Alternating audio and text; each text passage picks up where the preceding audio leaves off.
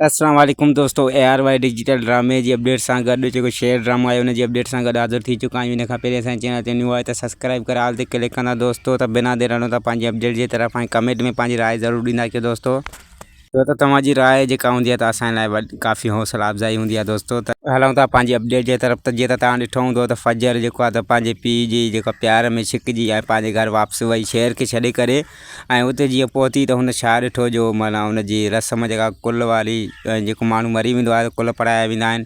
त उहा रस्म हुनजे घर में हली रही हुई ऐं उहा परेशान थी वई त शायदि को ॿियो मरी वियो आहे। जॾहिं हुन पुछा कई त हिन घर में केरु इंतकाल करे वियो आहे त हुनजी माना जेका पुफी हुई उनखे चयो त तुंहिंजी इहा रस्म कुल हली रही आहे ऐं तूं असां लाइ मरी चुकी आहीं। ऐं उहो फातह वठी रहिया हुया ऐं हुनखे पंहिंजे पीउ जेको आहे त धिका ॾेई कढियो त मुअल माण्हू जेको आहे त वरी वापसि न ईंदा। ऐं हू त मायूस थी निकिरी आई ऐं शेर हुनखे सहारो ॾिनो, पर हू जेका शेर वटि बि रहणु नथी चाहे दोस्तों। ऐं हूअ माना पंहिंजी जॉब जॉइन कंदी ऐं उते ई माना पंहिंजे रहाइश जो बंदोबस्तु कंदी दोस्तों।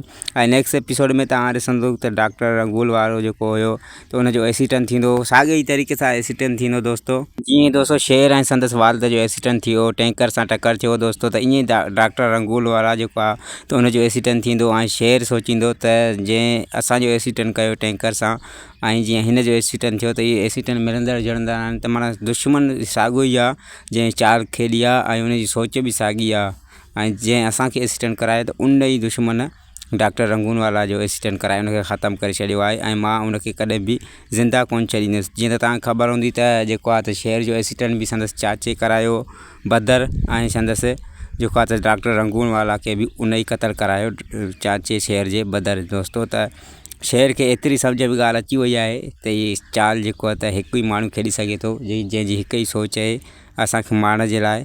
जी दोस्तों, त वरी मिलंदासीं नेक्स्ट अपडेट में। ख़ुदा हाफ़िज़। इंतज़ारु कंदा नेक्स्ट अपडेट जो।